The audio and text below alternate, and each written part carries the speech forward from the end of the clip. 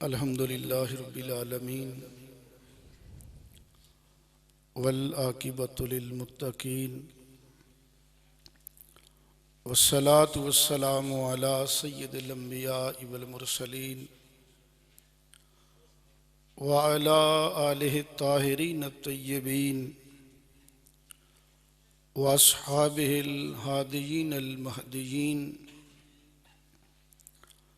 قال اللہ تعالی فی الکتاب المبین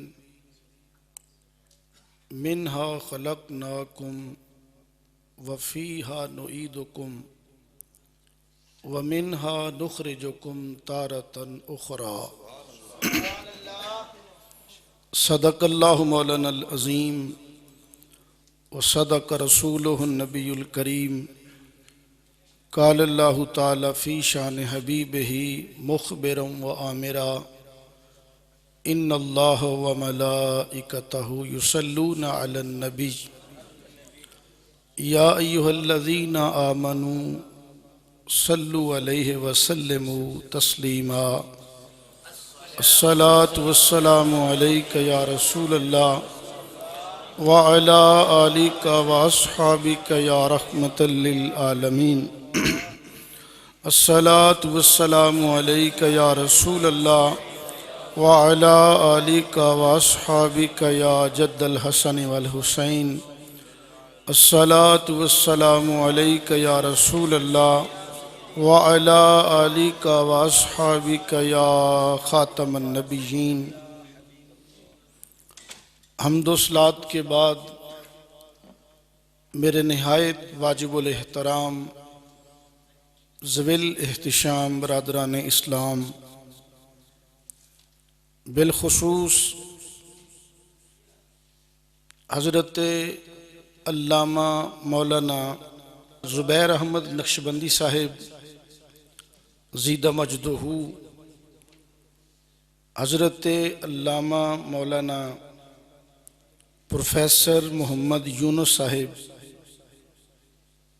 حضرت علامہ مولانا عبد الخالق فاروقی صاحب زیدہ مجدہ، حضرت علامہ مولانا تجمل صاحب، حضرت علامہ مولانا اویس احمد عطاری صاحب، حضرت علامہ مولانا محمد معین صاحب، حضرت علامہ مولانا ادریس احمد قادری صاحب زیدہ مجدہ،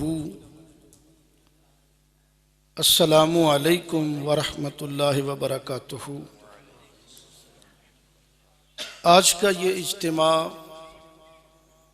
محترم المقام جناب محمد شریف عطاری صاحب کے برادر مکرم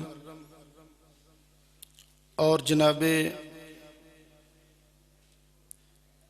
حافظ محمد شیراز صاحب، چودھری ارشد محمود صاحب، جناب چودھری ساجد محمود صاحب، جناب چودھری واجد صاحب، جناب چودھری خالد صاحب اور جناب چودھری سجاد صاحب، محترم راشد صاحب کے والد گرامی اور محمد سلیم صاحب اور محمد ظہیر صاحب، محمد علی صاحب کے چچا جان اور محترم چودھری محمد صادق صاحب اور چودھری محمد منشی صاحب کے برادر مکرم محترم المقام جناب چودھری عبد الخالق، مرحوم کی وفات کے موقع پہ ان کی روح کو ایصال ثواب کے لیے ختم چہلم کے عنوان سے معنون ہو کر کے یہ بزم منعقد کی گئی ہے، جس میں مجھ سے قبل خطیب شہیر سرمایہ اہل سنت فیض یافتہ آستانہ عالیہ ڈانگری شریف محترم قبلہ محمد زبیر صاحب نقشبندی بڑا مدلل مترنم مبرہن خطاب ارشاد فرما رہے تھے۔ ان کے خطاب کے بعد ضرورت نہیں کہ کچھ کہا جائے، لیکن مرحوم مجھے اپنا یار کہا کرتے تھے، انتہائی مخلص، محب اور دانشور، انتہائی سنجیدہ شخصیت کے مالک تھے۔ کچھ عرصہ پہلے جناب میرے غریب خانے پر بھی تشریف فرما ہوئے تھے، اور 2 سال قریباً قبل میں بھی اس دولت کدے پہ ان کی موجودگی میں حاضر ہوا تھا۔ فوتیدگی کے موقع پہ بروقت اطلاع نہ ہو سکی، کوئی تقریباً 2 گھنٹے قبل جناب قبلہ نے پریشانی کے عالم میں یاد نہیں رہ سکا، مجھے فون کیا تو میرا اس وقت پہنچنا بڑا مشکل تھا، اس وقت میں حاضر نہیں ہو سکا۔ اللہ تعالیٰ سے دعا ہے کہ اللہ تعالیٰ ہماری یہ محبت مرحوم کے حق میں قبول کر کے اللہ کامل بخشش بھی عطا کرے اور درجات میں بلندی نصیب فرمائے۔ اس طرح کی تقریبات کے 3 مقاصد ہوتے ہیں۔ پہلا مقصد ہوتا ہے فوت شدہ کے لیے دعائے مغفرت کرنا، دوسرا مقصد ہوتا ہے پسماندگان سے اظہار تعزیت کرنا، تیسرا مقصد ہوتا ہے اپنے لیے غور و فکر کرنا کہ جس طرح آج میں کسی کے لیے دعا کرنے آیا ہوں، کل کلا مجھے بھی اس دعا کا محتاج ہونا پڑے گا۔ ان 3 مقاصد کے پیش نظر اپنی معروضات آپ کے سامنے مؤدبانہ انداز میں پیش کرنے کی جسارت کر رہا ہوں۔ آپ کے سامنے میں نے پارہ نمبر 16 میں سے سورہ طٰہٰ کی آیت نمبر 55 تلاوت کی ہے، جس میں اللہ تعالیٰ نے 8 لفظوں کے اندر مالک نے پوری انسانی حقیقت کی 3 حقیقتیں بیان کر دی ہیں۔ 8 لفظوں میں اللہ نے پوری انسانی زندگی کی ابتدا سے لے کے انتہا تک مالک نے سب کچھ بیان کر دیا۔ انسان کی تخلیق، اس کی تدفین اور اس کی بعثت۔ انسان پیدا کہاں سے ہوا اور یہ مرنے کے بعد غرق کہاں ہوگا، اور پھر کیا مرنے کے بعد دوبارہ زندگی نہیں ملے گی؟ اللہ نے یہ مغالطہ بھی دور کر دیا کہ اے میرے بندے، ہم نے تجھے اسی مٹی سے پیدا کیا ہے، اسی میں تجھے ہم غرق کریں گے، اور جب ہم چاہیں گے دوبارہ تجھے اسی سے اٹھا کے کھڑا کر لیں گے۔ فرمایا منہا خلقناکم، اس سے ہم نے تمہیں پیدا کیا، وفیہا نعیدکم، اور ہم تمہیں دوبارہ اسی میں لٹائیں گے، ومنہا نخرجکم تارۃ اخری، ہم تمہیں دوبارہ اسی سے اٹھائیں گے۔ یہ فرمانے عالی شان ہے میرے مالک کا۔ اب غور کریں، ہماری ابتدا مٹی سے ہوئی، صرف ہماری نہیں بلکہ اگر آپ غور و فکر کریں، اس کائنات کے اوپر، آسمان سے نیچے، اس دھرتی پہ نظر آنے والی ہر چیز یا مٹی سے پیدا کی گئی ہے یا مٹی سے نکالی گئی ہے۔ کبھی غور کر کے دیکھ لیں، نباتات، جمادات، حیوانات، بنی نوع انسان، معدنیات، دھاتیں، ہر چیز اللہ تعالیٰ نے مٹی سے پیدا فرمائی ہے یا مٹی سے نکالی ہے مالک نے۔ آپ دیکھ لیں کہ لوہا، سونا، چاندی، ہیرے جواہرات، پیٹرول، قدرتی دھاتیں، قدرتی معدنیات، قیمتی جواہر پارے، جو بھی چیز اس آنکھ سے نظر آتی ہے اللہ تعالیٰ نے اس کو مٹی سے ہی پیدا کیا۔ اور مالک نے جب انسانی تخلیق کا ذکر کیا تو اللہ نے 6 طرح کی مٹی کا قرآن میں ذکر کیا۔ نمبر 1 تراب، نمبر 2 تین، نمبر 3 ہماؤن، نمبر 4 مسنون، نمبر 5 سلسال، اور نمبر 6 فخار۔ اللہ نے قرآن مجید میں 6 طرح کی مٹی کی قسمیں بیان فرمائی ہیں۔ نمبر 1 تراب، 3 ہماء مسنون، سلسال اور فخار۔ اس کی آگے جو تشریح ہے وہ میں مختصر عرض کرتا ہوں۔ خشک مٹی کو مالک نے قرآن مجید میں تراب کا نام دیا۔ اس میں پانی ڈالیں تو وہ گارا بن جاتا ہے، اسے کہتے ہیں 3۔ اگر گارا مزید پرانا ہو جائے اسے کہتے ہیں ہماء۔ گارا جب رنگت کالی اختیار کر لے، اس میں بدبو پیدا ہو جائے، کہتے ہیں مسنون۔ اگر وہ گارا دھوپ میں پڑا پڑا سوکھ جائے اسے کہتے ہیں سلسال۔ اگر اسے آگ کی حرارت دے کے پکایا جائے تو اسے کہتے ہیں فخار۔ اللہ فرماتا ہے انسان تو کیا تھا؟ تو مٹی کی مٹھی تھا، تو گارا تھا، تو لیس دار بدبودار گارا تھا، تو مٹی کا ڈھیلا تھا، تو ٹھیکرے کی طرح کھنکتی ہوئی مٹی تھا۔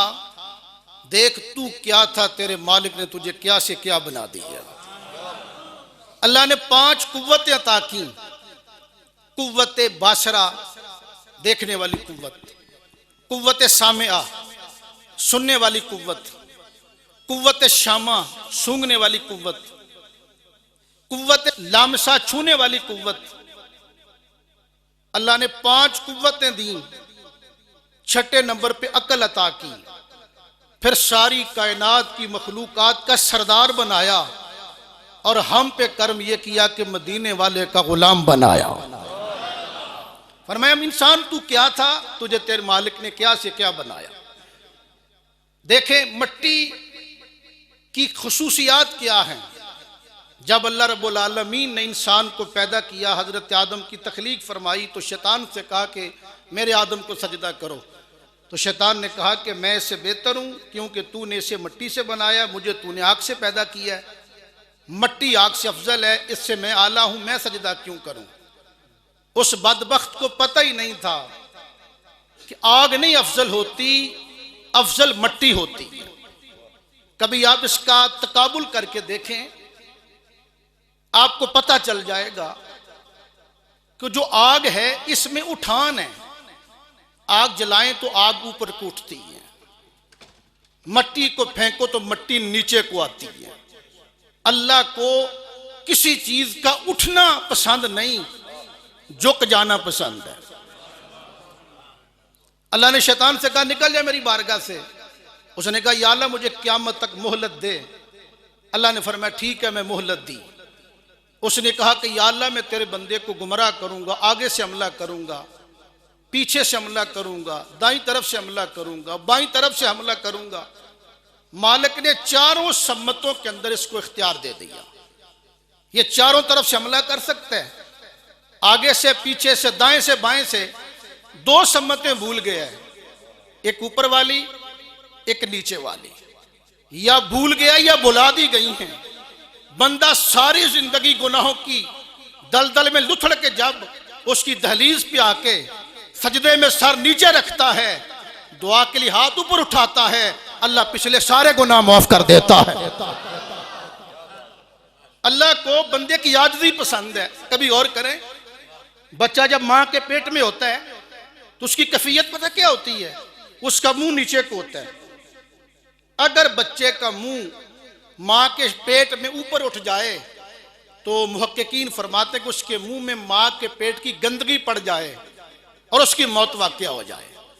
جب تک ماں کے پیٹ میں یوں رہا تھا بچا رہا تھا، اور جب دنیا پہ آ کے بھی یوں رکھ کر زندگی گزار لے گا نا تو بیڑا پار ہو جائے گا۔ اللہ کو بندے کا منہ اٹھانا پسند نہیں، منہ جھکانا پسند ہے۔ مٹی میں کیا خصوصیت ہے کہ مٹی نیچے کو آتی ہے، آگ اوپر کو جاتی ہے۔ مٹی میں عجز ہے، انکساری ہے، تکبر نہیں۔ مٹی خائن نہیں، مٹی امین ہے۔ آگ میں کوئی چیز ڈالیں، آگ جلا کے بسم کر دیتی ہے۔ مٹی میں کوئی چیز رکھے تو مٹی امانت میں خیانت نہیں کرتی، بلکہ ایک دانہ اس کی کوک میں رکھو گندم کا، 70 دانے واپس لٹا دیتی ہے۔ اس کے اندر ڈیفرنس کیا ہے، فرق کیا ہے کہ مٹی آگ کو بجھا دیتی ہے پر آگ مٹی کو جلا نہیں سکتی۔ علماء بیٹھے ہیں، فقہا بیان کرتے ہیں کہ ہر وہ چیز جس کو آگ جلا نہ سکے اس کو کہتے ہیں مٹی کی جنس۔ ہر وہ چیز جس کو آگ جلا نہ سکے اسے کہتے ہیں مٹی کی جنس، اس سے تیمم کرنا جائز ہے۔ پتہ چلا ہے کہ آگ کو مٹی بجھا دیتی ہے پر آگ مٹی کو جلا نہیں سکتی۔ اگر اس مٹی کو دنیا کی آگ ہی نہیں جلا سکتی، اگر یہ محمد کا غلام بن گیا تو جہنم کی آگ بھی نہیں جلا سکے۔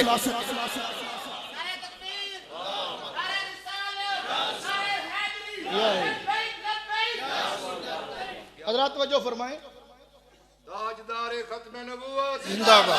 تاجدار ختم نبوت اور دوسری بات یہ ہے کہ مٹی اپنا وجود برقرار رکھنے کے لیے آگ کی محتاج نہیں۔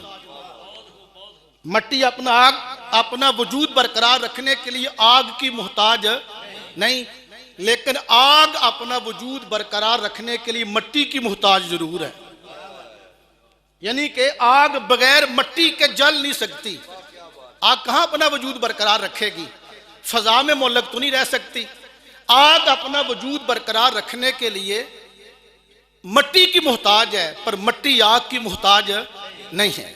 دوسری بات، آپ کا ذوق تازہ ہو جائے گا، میرے مصطفیٰ کریم علیہ الصلوۃ والسلام ارشاد فرماتے ہیں وَجُعِلَتْ لِيَ الْأَرْضُ مَسْجِدًا وَطُهُورًا فَأَيُّمَا رَجُلٌ مِّنْ أُمَّتِي أَدْرَكَتْهُ الصَّلَاةُ فَلْيُصَلِّ۔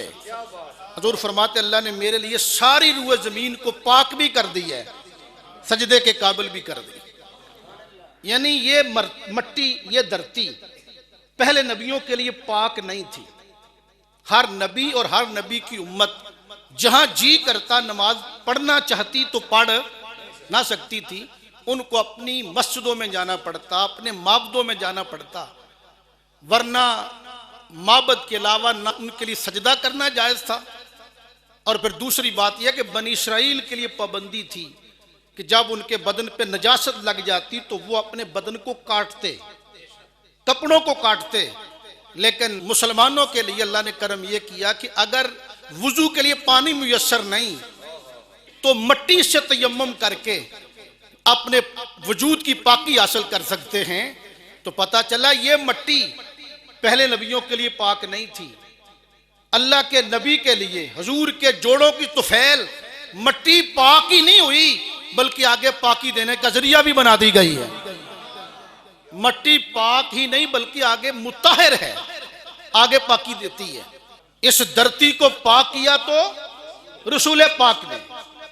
یہ دھرتی اگر حضور کے جوڑوں کی طفیل پاک ہوئی ہے نا، یہ جو 5.5 فٹ کا مٹی کا پتلا ہے، قرآن پڑھ کے دیکھ لیں، اللہ فرماتا ہے انما المشرکون نجس، کہ مشرک پلید ہیں۔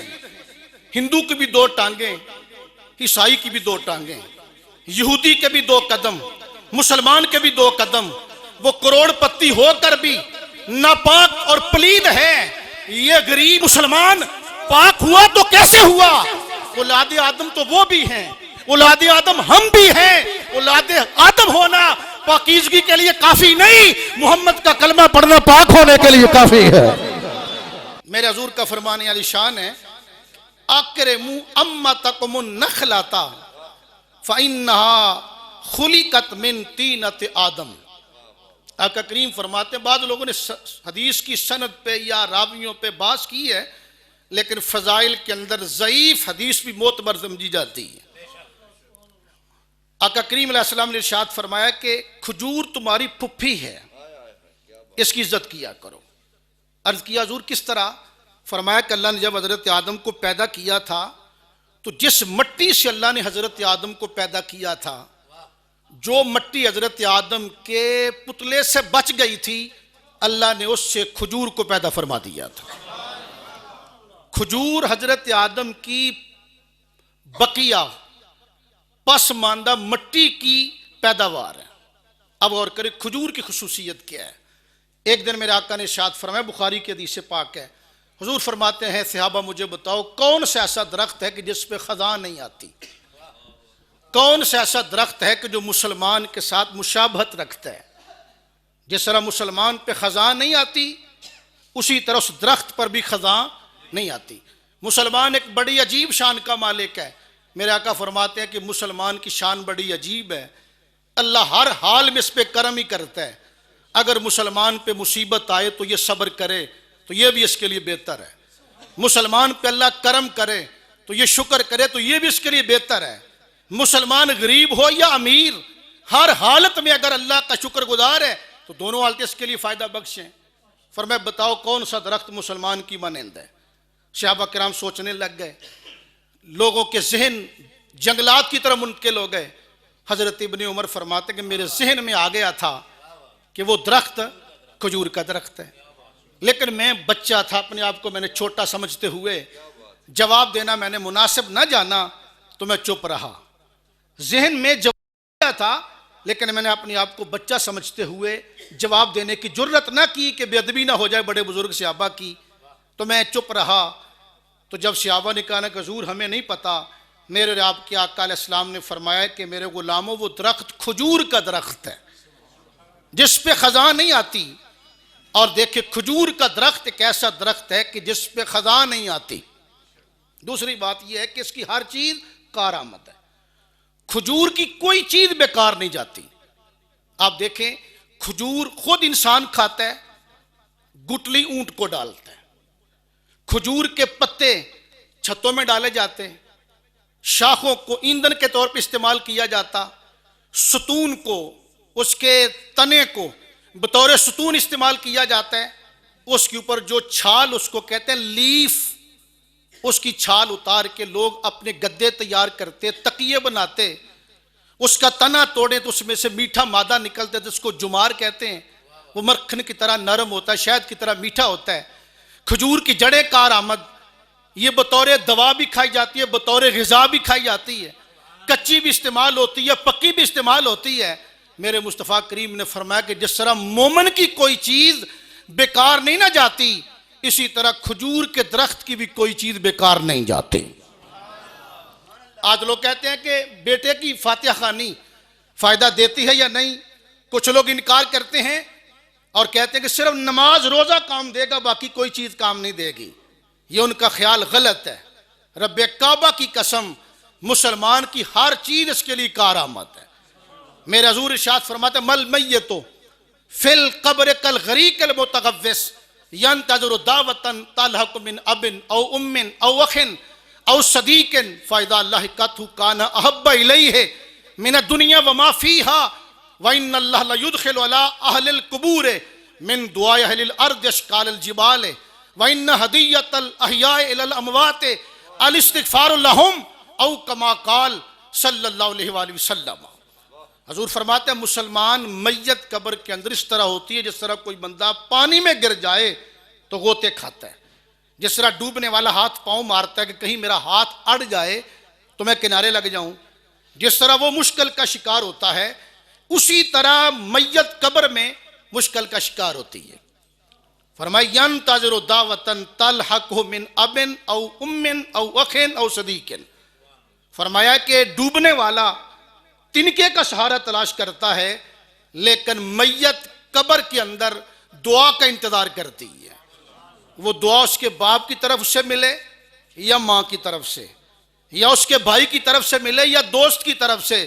رسول پاک علیہ الصلوۃ والسلام فرماتے ہیں کہ وہ جو دعا ہے نا اس کو کتنی محبوب ہے، فرمایا احب الیہ من الدنیا وما فیہا، فرمایا اگر کسی بندے کو پوری دنیا کی دولت دے دو، سونا چاندی دے دو، اتنا وہ بھی خوش نہیں ہوگا جتنا دعا ملنے پر مردہ قبر میں خوش ہو جاتا ہے۔ اور آگے فرمایا وَإِنَّ اللَّهَ لَيُدْخِلُ عَلَىٰ أَهْلِ الْقُبُورِ مِن دُعَاءِ أَهْلِ الْأَرْضِ أَشْكَالَ الْجِبَالِ، فرمایا کہ اللہ تعالیٰ زندہ لوگوں کی دعا کو مردوں کی قبروں کے اندر پہاڑ بنا کر نور کے داخل فرماتا ہے۔ آج کسی کو سال ثواب نظر نہیں آتا تو قصور اس کا اپنے ہے، ضروری نہیں کہ ہر چیز آنکھ سے نظر آئے اسے مانیں گے۔ آپ موبائل پہ کال کرتے ہیں، آواز جاتی بھی نظر نہیں آتی، آواز آتی بھی نظر نہیں آتی، کال کا انکار تو کوئی نہیں کرتا۔ تیرا نظر آنا یا نہ نظر آنا تیری نظر کا قصور ہے، ورنہ رسول پاک کا تو فرمانا انی ارا ما لا ترون واسمع ما لا تسمعون، فرمایا میرے غلاموں جو میں دیکھتا ہوں وہ تم نہیں دیکھتے، جو میں سنتا تمہیں سنائی نہیں دیتا۔ رسول پاک فرماتے ہیں تمہاری دعا کو اللہ تعالیٰ نور کے پہاڑ بنا کر تمہارے مردوں کی قبر میں داخل فرما دیتا۔ اور آگے فرمایا کہ زندہ لوگوں کی طرف سے مرنے والوں کے لیے بہترین جو تحفہ ہے وہ دعائے مغفرت ہے، اور کوئی چیز نہیں۔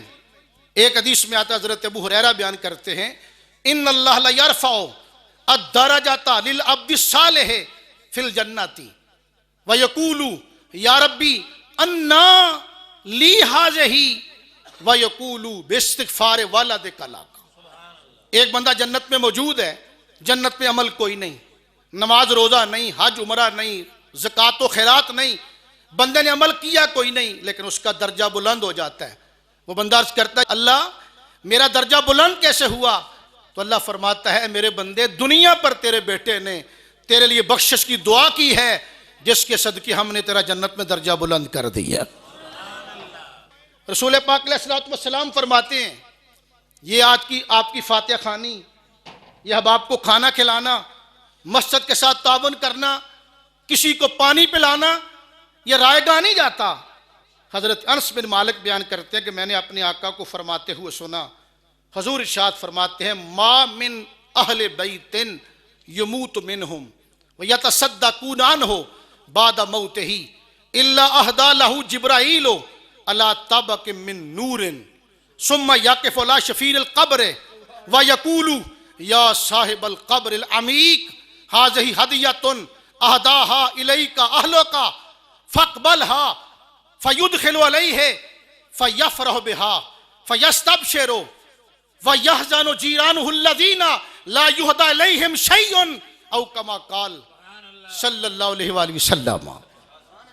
میرے حضور ارشاد فرماتے ہیں جب کوئی بندہ مومنوں کے گھر والوں میں سے فوت ہوتا ہے، کسی اہل ایمان گھرانے میں سے کوئی بندہ ایک جب فوت ہوتا ہے تو میرے آقا فرماتے ہیں کہ اس کے گھر والے اس کی طرف سے صدقہ کرتے ہیں، اس کے گھر والے اس کی طرف سے۔ تو جبریل امین کیا کرتے ہیں کہ جبریل امین ایک نورانی تھال کے اندر وہ صدقہ رکھتے ہیں اور اس قبر کے سرانے جا کے کھڑے ہو جاتے ہیں، پھر کیا فرماتے ہیں یا صاحب القبر العمیق، اے گہری قبر والے، ھذہ ہدیۃ اہداھا الیک اہلک، یہ تیرے گھر والوں نے تیرے لیے تحفہ بھیجا ہے، فاقبلھا، اسے قبول کر لے۔ وہ جب ہاتھ آگے بڑھاتا فیدخل علیہ، حضرت جبریل امین وہ تشتری، وہ نورانی تھال، وہ صدقے کا تحفہ، وہ نورانی جو ہدیہ ہوتا ہے وہ جبریل اس کی قبر میں داخل کرتے ہیں۔ میرے آقا فرماتا فیفرح بہا فیستبشر، قبر والا بڑا ہی خوش ہوتا ہے، وہ خوشیاں مناتا ہے۔ وَيَحْزَنُ جِيرَانُهُ الَّذِينَ لَا يُهْدَى عَلَيْهِمْ شَيْءٌ، حضور فرماتے اس کے جو ہمسائے ہوتے ہیں قبرستان میں، دیگر قبروں والے، وہ پریشان ہو جاتے ہیں، وہ غمزدہ ہو جاتے ہیں، اور وہ حسرت کرتے ہیں کہ کاش کوئی ہمارا بھی ہمارے لیے تحفہ بھیج دیتا، کاش کوئی ہمارا پچھلا بھی ہمارے لیے صدقہ و خیرات کرتا۔ حضرات گرامی قدر کتنے خوش نصیب ہیں وہ والدین جن کی اولاد نے ان کے لیے ختم کل کے موقع پہ درجنوں کی شکل میں قرآن پاک ختم کر کے اصالہ ثواب کر دیا، 6 تک پڑھائی ہوتی رہی، 10ویں تک جو ہے صدقات و خیرات ہوتے رہے، پھر اگلے سال تک جو ہے اصالہ ثواب کے لیے تحفے تحائف اکٹھے کیے جاتے رہے۔ رب کعبہ کی قسم، یہ ہمارے صدقات و خیرات اور دیگر استغفار وغیرہ یہ نورانی تشتریوں میں سجا کر جبریل قبرستان والوں کو جا کر پیش کرتے ہیں، اور ہمارے شدگان اس پر ڈھیروں خوشیاں منایا کرتے ہیں۔ پہلا مرحلہ اللہ نے بیان کیا کہ منہا خلقناکم، ہم نے تمہیں اس سے پیدا کیا، یعنی کہ مٹی سے۔ دوسرا مرحلہ غور فرمائیں، اللہ فرماتا ہے وَفِيهَا نُعِيدُكُمْ، اور ہم تمہیں دوبارہ اس میں لوٹائیں گے، دوبارہ ہم مٹی میں لٹائے جائیں گے۔ اور فرمائے کتنے خوش نصیب آپ لوگ ہیں کہ اللہ نے مرنے کے بعد ہمیں قبر کا نشان عطا فرمایا، ورنہ اللہ تعالیٰ اس بات پہ قادر ہے کہ کوئی بندہ آگ میں جل جائے اللہ اسے بھی زندہ کر لیتا ہے، کوئی پانی میں ڈوب جائے اسے مچھلیاں کھا جائیں اللہ اسے بھی زندہ کر سکتا ہے، کسی کو چیلے کوے کھا جائیں اللہ اسے بھی زندہ کر سکتا ہے، لیکن مالک نے قبر کیوں دی؟ کبھی غور کریں، اس میں حکمت یہ تھی کہ میرا بندہ مرنے کے بعد بھی بے نشان نہ ہو جائے، کوئی پچھلا قبر پہ آئے اور وہ فاتحہ کرے تو میں اس کی دعا کے صدقے میں اس کا بیڑا پار کر دوں۔ دیکھیں کتنے ہم خوش نصیب ہیں کہ آپ ایران کی تاریخ پڑھیں، ایران کی تاریخ میں آتا کہ جب ان کا کوئی بندہ مر جاتا، ایران والوں کا زمانہ جاہلیت میں جو ان کے ہاں رسم مروج تھی، ان کا خیال یہ تھا کہ مرنے والا پلیت ہے، مرنے والے کو نہ آگ میں جلاتے کہ آگ پوتر ہے، نہ اسے پانی میں بہاتے کہ پانی پاک ہے، نہ اس کو مٹی میں دفن کرتے۔ ان کا خیال یہ تھا کہ مٹی پاک ہے، پانی پاک ہے، آگ بھی پاک ہے، مرنے والا پلید ہے، لہذا اس عقیدے کی بنیاد پہ وہ مرنے والوں کی لاشوں کو اٹھاتے اور جا کے جنگلوں کے اندر بڑے بڑے کنووں کے اندر ان کی لاشوں کو الٹا لٹکا دیتے۔ انسانی لاشوں کو چیلیں، کوے اور کتے نوچ نوچ کے کھا جاتے، جنگلی جانور بوٹیاں توڑ توڑ کے کھا جاتے، کوئی کفن نہیں تھا، کوئی دفن نہیں تھا۔ آپ ہندوستان کی تاریخ کا مطالعہ کر لیں، کروڑ پتی ارب پتی ہندو بنیاں مر جاتا ہے تو اس کو مہنگا تیل لا کے، اچھی لکڑی لا کے جلایا جاتا ہے۔ اب یورپ کی تہذیب دیکھ لیں، یورپ کے اندر زندگی اتنی بیزی ہو چکی ہے کہ لوگوں کے پاس اتنا ٹائم نہیں کہ لوگ جوتا پالش کریں، لوگ نیا جوتا لے لیتے ہیں۔ جس طرح کہ بل گیٹس کہتا ہے کہ میں ڈالر نیچے گر جائے تو میں وہ نہیں اٹھاتا، جتنے ٹائم میں نے نوٹ اٹھانا ہے ڈالر میں اس سے زیادہ کما سکتا ہوں۔ زندگی اتنی بیزی ہے کہ ماں مر گئی، کفن کا ٹائم نہیں، دفن کا ٹائم نہیں، کیا کرتے ہیں کہ جدید مشین آ چکی ہے، مردے کو مشین میں داخل کرتے ہیں، مشین مردے کو جلا کر راکھ میں تبدیل کر کے ایک پیکٹ میں بند کر کے باہر نکال دیتی ہے۔ ادھر سے بندہ داخل کیا، ادھر سے پیکٹ باہر نکل آیا۔ یہ ہے مرنے کے بعد انسان کی قدر۔ میں قربان کیوں نہ جاؤں، بندے کو دنیا کے اندر زندہ رہتے ہوئے اتنی ویلیو حاصل نہیں تھی جتنی ویلیو اسلام اپنے ماننے والوں کو مرنے کے بعد عطا کر دیتا۔ کتنی ویلیو انسان کو اللہ نے دی، میں صدقے جاؤں، یقین کرو جتنی عزت اللہ دیتا ہے نا بندے کو کوئی دے ہی نہیں سکتا۔ علماء بیٹھے ہیں، ان کی توجہ چاہتا ہوں۔ فقہ کا مسئلہ ہے، اگر بندے کے وتر قضا ہو جائیں، رات وتر قضا ہو گئے، اب وتر پڑھنے لگے، تو فقہ کا مسئلہ ہے کہ وہ دعائے قنوت پڑھتے وقت اپنے ہاتھوں کو نہ اٹھائے، تکبیر ضرور کہے لیکن ہاتھ نہ اٹھائے۔ کیوں نہ اٹھائے؟ تاکہ کسی کو یہ نہ پتا چل جائے کہ اس کے وتر قضا ہو گئے ہیں۔ اللہ نے فرمایا تیرا اور میرا پردہ ہے، ایک گناہ میرا ماں پیو ویکھے تے دیوے دیس نکالا، لکھ گناہ میرا مولا ویکھے پردے پاون والا۔ جماعت کھڑی ہے، ایک بندے کی ہوا نکل گئی ہے، علماء بیٹھے ہیں، فقہ کا مسئلہ ہے کہ اپنا بایاں ہاتھ اپنی ناک پہ رکھو، صف توڑ کے باہر نکل جائے، چاہے امام ہے یا مقتدی۔ پوچھا جاتا ہے کہ اسلام میں جھوٹ بولنے کی گنجائش نہیں، لیکن یہاں نکلی ہوا ہے، اللہ نے یہاں ہاتھ کیوں رکھوایا، ناک پہ ہاتھ کیوں رکھوایا؟ اس لیے کہ اللہ نہیں چاہتا کہ میرا بندہ بڑی مسجد میں بست ہو جائے، ذلیل ہو جائے۔ ناک پہ ہاتھ اس لیے رکھوایا کہ لوگ سمجھے کہ شاید نکسیر پھوٹ گئی ہے، ناک سے لہو نکلے۔ ایک گناہ میرا ماں پیو ویکھے تے دیوے دیس نکالا، لکھ گناہ میرا مولا ویکھے پردے پاون والا۔ ہندو مرا جلا دیا گیا، ایران کی تہذیب کے اندر لوگوں کو جانوروں کے رحم و کرم پہ چھوڑ دیا جاتا، یورپ کے اندر مشینوں میں مردے ڈالے جاتے ہیں، لیکن جب مسلمان فوت ہوتا ہے تو شریعت کا ضابطہ کیا ہے کہ جب اس کے کپڑے اتارو تو اس کی شرمگاہ بھی ننگی نہ ہونے دو۔ کپڑے اتارے گئے، شرمگاہ ڈانپی گئی، کپڑے کا تھیلا ہاتھ پہ چڑھایا غسال نے، غسل دیا، وضو کروایا، پھر اس کو غسل دیا، کفن پہنایا، چٹے رنگ کا کفن دیا، میت کی چارپائی پہ لٹایا، چار بندوں نے جنازہ اٹھایا۔ مصنون طریقہ یہ ہے کہ اپنا بایاں کندھا چارپائی کے نیچے رکھو، سرانے کے نیچے 10 قدم چلو، پھر 35 کی جانب آؤ، کندھا بایاں رکھو، 10 قدم چلو، پھر 4 پائی کی بائیں طرف آؤ، کندھا دایاں رکھو سرانے کے نیچے، پھر 10 قدم چلو، پھر 35 کی طرف آؤ، کندھا دایاں رکھو، 10 قدم چلو۔ ایک میت کو 40 قدم کندھا دینا یہ سنت ہے۔ 2 بندے بھی جنازہ قبرستان تک لے جا سکتے تھے۔ ہر 10 قدم کے بعد بندہ کیوں بدلتا کندھا دینے والا؟ بدلتا اس لیے کہ میت کا پروٹوکول ذرا بڑھ جائے۔ حکم ہے کہ تیز نہ چلنا، جھٹکا نہ لگ جائے۔ حکم ہے کہ آہستہ نہ چلنا، کہیں دیر نہ ہو جائے۔ جب جنازہ قبرستان پہنچتا ہے تو جب تک یہ زندہ تھا امام کے پیچھے کھڑا ہوتا تھا۔ آج مرنے کے بعد پروٹوکول اتنا بڑھ گیا، آج جنازہ پڑھانے والا وقت کا ولی کیوں نہیں، آج وہ بھی پیچھے کھڑا ہے، مرنے والا آگے پڑا ہے۔ اتنی عزت۔ اللہ فرماتا ہم تمہیں دوبارہ اسی مٹی میں لٹائیں گے۔ چلے گئے مٹی میں۔ اب کیا مٹی میں جانا اینڈ ہے؟ نانا پریشان نہ ہوا کرو، یہ تو سٹاپ تھا، یہ تیسرا سٹاپ ہے۔ ہم جب چلے تھے عالم ارواح سے، پہلا ہمارا سٹاپ ہوا شکم مادر، 9 مہینے وہاں ٹھہر گئے۔ پھر پیدائش ہوئی، دوسرا سٹاپ ہوا ماں کی گود، تیسرا سٹاپ ہے قبر، چوتھا سٹاپ ہے حشر کا میدان۔ اللہ سے پوچھا یا اللہ کبھی ہمارا سفر رکے گا بھی کہ نہیں رکے گا؟ سفر ہی جاری ہے۔ پہلے عالم ارواح میں تھا، حکم ہوا چلو دنیا پہ، ماں کے پیٹ میں آ گئے، 9 مہینے گزرے، کہا چلو دنیا پہ، ماں کی گود میں آ گئے، 2 سال ہوا، کہا چلو آگے، چلنا شروع کر دیا، موت آ گئی، کہا چلو قبر میں، یا اللہ کبھی اینڈ بھی ہوگا۔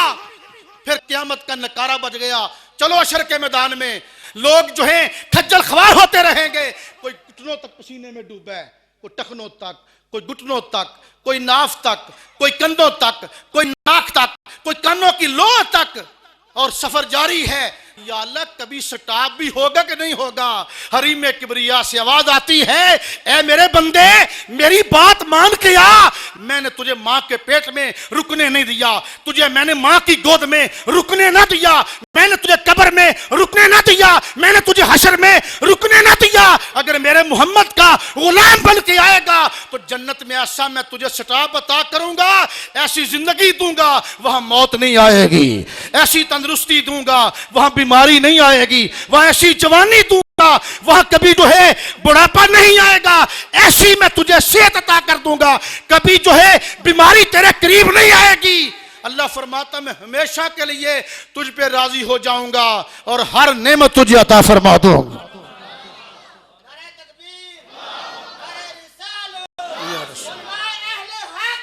زندہ باد حضرات سبحان اللہ کہیے ذرا۔ اللہ فرماتا ہے کہ ہم تمہیں دوبارہ اسی مٹی سے اٹھا کے کھڑا کریں گے۔ قبر اینڈ نہیں میرے بھائیوں، قبر زندگی کا اینڈ نہیں، یہ تو سٹاپ ہے۔ اس کے بعد ایک اور آخری سٹاپ، اس کے بعد فیصلہ ہو جائے گا، فَأَمَّا مَنْ ثَقُلَتْ مَوَازِينُهُ فَهُوَ فِي عِيشَةٍ رَاضِيَّةٍ۔ اللہ فرماتا ہے جس کے اعمال وزنی ہوں گے ہم اسے من پسند زندگی عطا کر دیں گے۔ آج دنیا پہ کسی کو من پسند زندگی میسر نہیں، وہ کہتے ہیں ضروریات فقیر کی بھی پوری ہو جاتی ہیں لیکن خواہشات بادشاہ کی بھی پوری نہیں ہوتی۔ آج نواز شریف بھی ذلیل ہو رہا ہے، عمران خان بھی پریشان ہے۔ اس دنیا پہ بندہ جو چاہتا ہے وہ نہیں ہوتا۔ یار اگر ہم اللہ کی رضا پہ راضی نہیں ہوں گے تو کیا ہمیں موت نہیں آئے گی؟ ابراہیم بن آدم سے کسی نے کہا تھا نا کہ مجھے گناہ کرنے کی اجازت دو، آپ نے فرمایا گناہ ضرور کرنا لیکن ایک میری بھی بات سن، اس جگہ پہ جا کے گناہ کر جہاں تجھے کوئی نہ دیکھ رہا ہو، جہاں تجھے تیرا خدا دیکھ نہ رہا ہو۔ گناہ کرنا ضرور کرو لیکن شرط یہ ہے کہ اس کا دیا ہو رزق نہ کھا۔ گناہ کرنا ضرور کر لیکن اگر اسرائیل تیرے پاس روح قبض کرنے آئے، اگر تو اسرائیل کا مقابلہ کر سکتا ہے تو پھر گناہ کر۔ کہا کہ اگر تو گناہ کرنا چاہتا تو پھر قبر میں منکر نکیر آئیں، ان کو اپنی قبر سے اگر بگانے پہ تو قادر ہے تو گناہ کر۔ اس نے کہا اللہ کے ولی مجھے معاف کر دے، دنیا پہ جگہ ایسی ہے ہی کوئی نہیں جہاں خدا کی نگاہ نہ پڑ رہی ہو، اس کے دیے ہوئے رزق کے بغیر میرا ایک پل نہیں گزر سکتا، اسرائیل کا مقابلہ میں نہیں کر سکتا۔ میم مست ہوئیں دم دولت پیچھے، پیارے دم نالوں پیارے دم تینوں، دولت دور لت مار کے نس جاسی، تیرے دم بھی دین گے دم تینوں، اے جو دم تیرا ہر دم ہے ہم دم پیت نہیں دیندا ایک دم تینوں، علی حیدرہ دم جدو دم ہو سی کروں کڈ دیسن ایک دم تینوں، فریداؤ پئیاں دستیاں ٹہریاں جنہ تے ککھ پے ادھروں کوئی نہیں آندا ادھروں لکھ گئے۔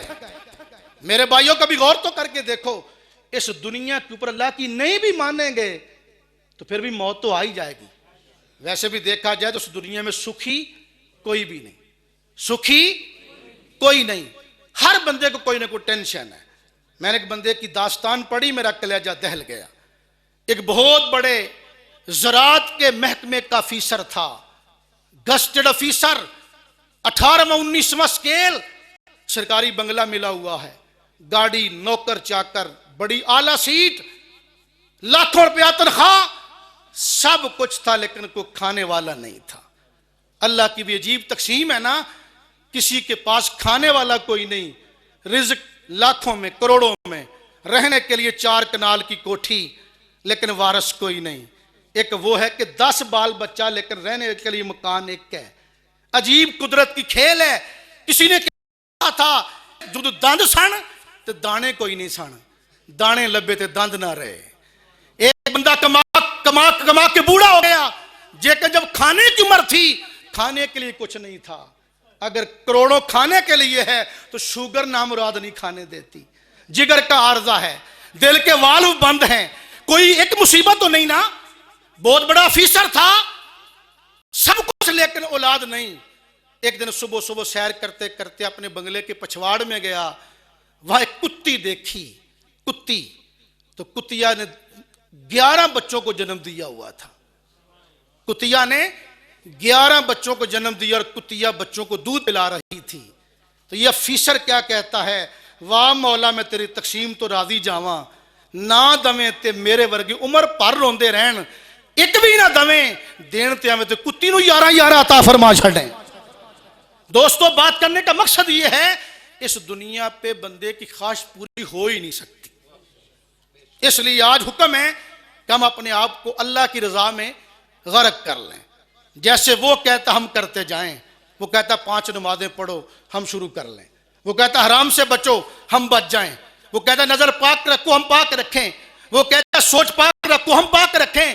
یہ اس کا وعدہ ہے کہ دنیا پہ تم میری مانتا جا، جنت میں جب تم میرے پاس آ گئے جیسے تو کہے گا میں تیری مانتا چلا جاؤں۔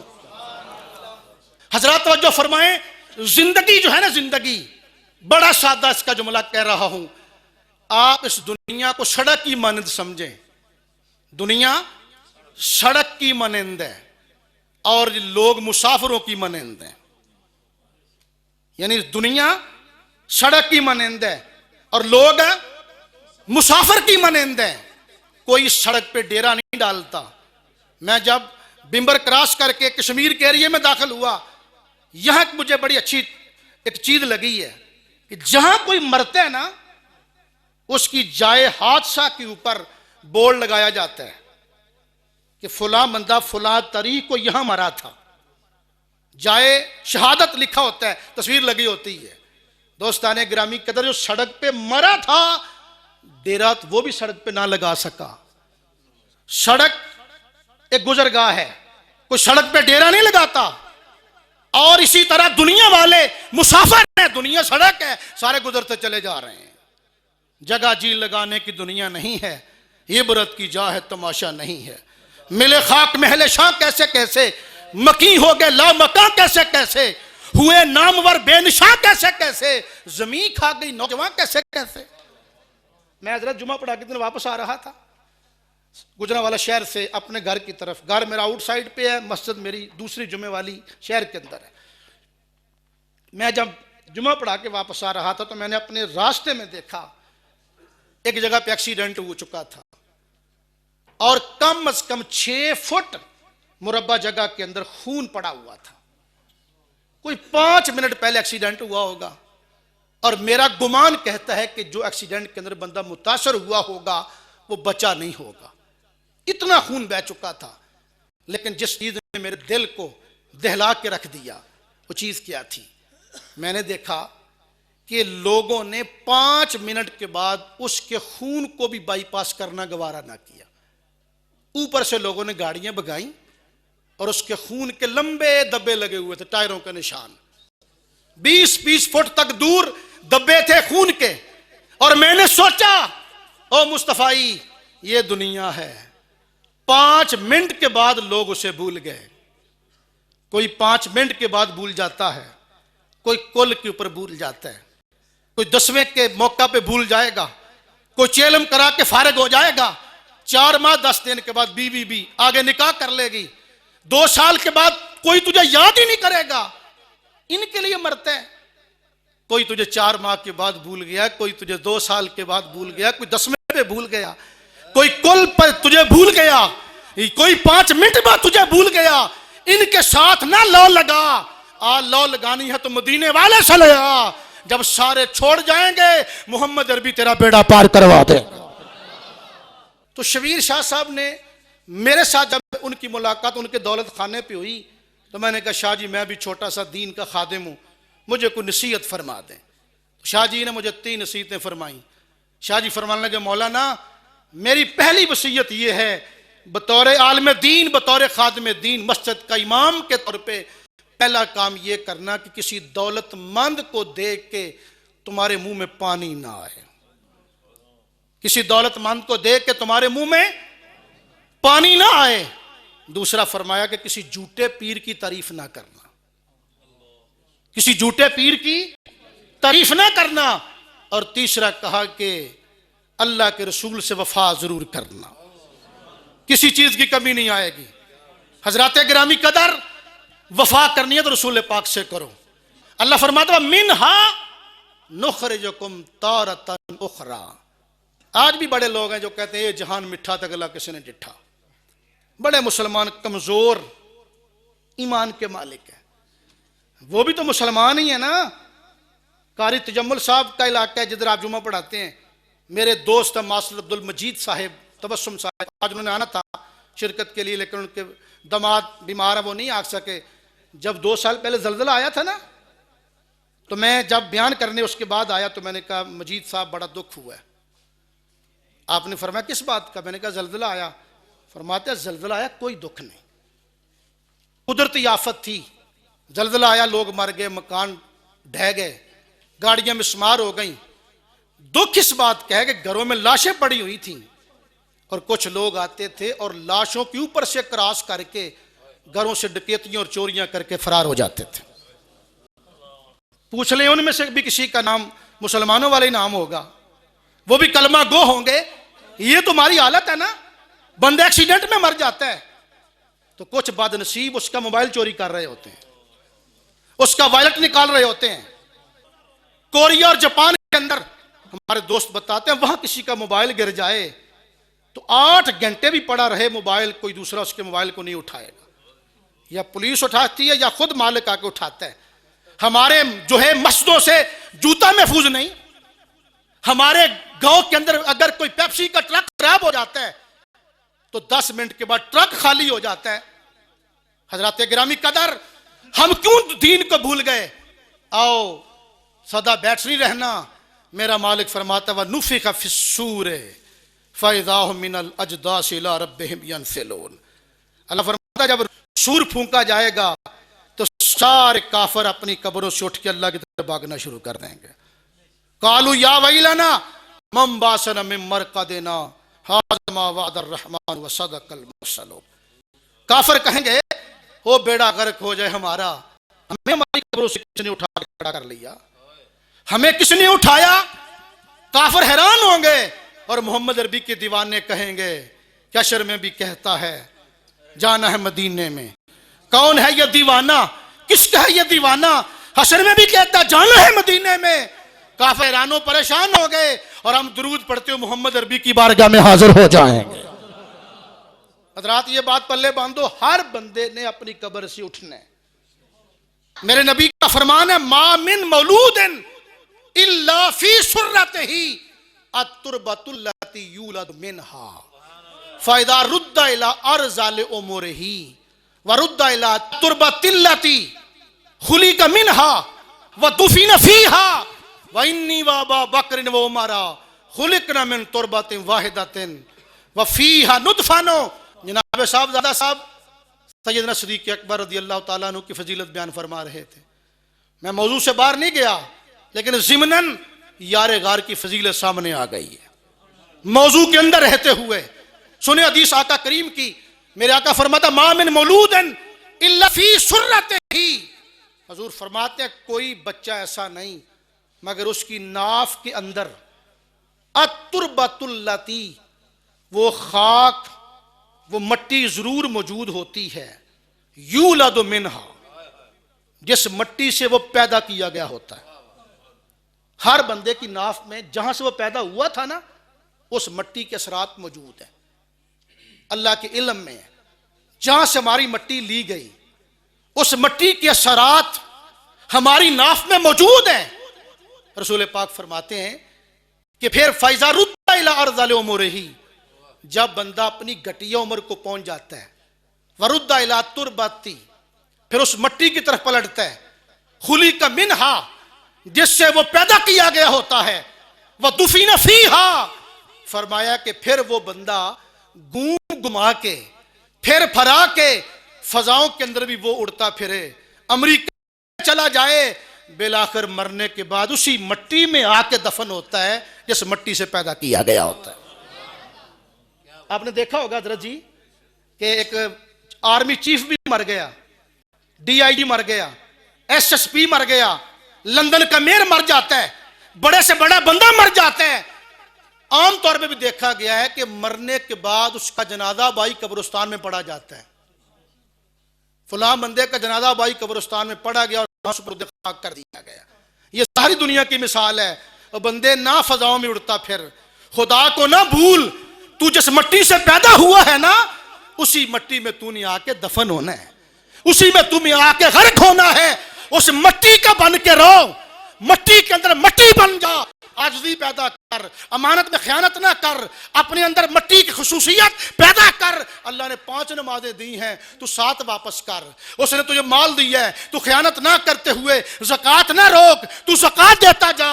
تو جب مٹی میں مٹی ہو جائے گا نا، ایک تو دوبارہ اسی مٹی میں آ کے دفن کیا جائے گا، اور پھر ایک وقت آئے گا کہ اسی مٹی میں جب تو دفن ہوگا نا اسی مٹی سے پھر دوبارہ اٹھایا جائے گا.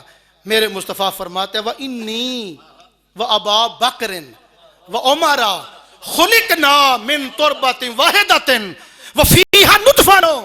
رسول اللہ فرماتے ہیں بے شک میں، میرا ابو بکر اور میرا عمر ایک مٹی سے پیدا کیے گئے ہیں، ایک مٹی سے پیدا کیے گئے ہیں. وَفِيهَا نُطْفَةٌ، اور ایک وقت آئے گا میں اور میرا ابو بکر اور میرا عمر اسی مٹی میں دفن کیے جائیں گے، اسی مٹی میں دفن کیے جائیں گے. میرے آقا ایک دن اپنے اجرے سے باہر آئے، دائیں ہاتھ میں ابو بکر کا ہاتھ تھا، بائیں ہاتھ میں عمر کا ہاتھ تھا. میرے آقا اجرے سے باہر آئے اور پوز بنا کے بتایا، فرمایا لوگوں سن لو، جس طرح آج میرا یار ابو بکر دائیں ہاتھ میں اس کا ہاتھ ہے، بائیں ہاتھ میں میرا یار عمر کا ہاتھ ہے. فرمایا جب قیامت کا دہاڑا ہوگا نا اسی طرح ہم اپنے مزاروں سے نکل کے حشر کے میدان میں آ جائیں گے. میں پوچھتا ہوں من زار قبری وجبت لہ شفاعتی. آج علماء بیان کرتے ہیں کہ جو بندہ نبی کی ریم کی قبر دیکھ لیتا ہے اس کے لیے نبی کی شفاعت واجب ہو جاتی ہے.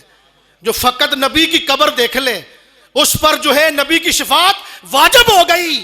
تو میں پوچھتا ہوں جس ابو بکر اور عمر کی قبر کی دیوار ہی سانجی ہے روزہ رسول کے ساتھ، ان کی شان کارم کیا ہوگا.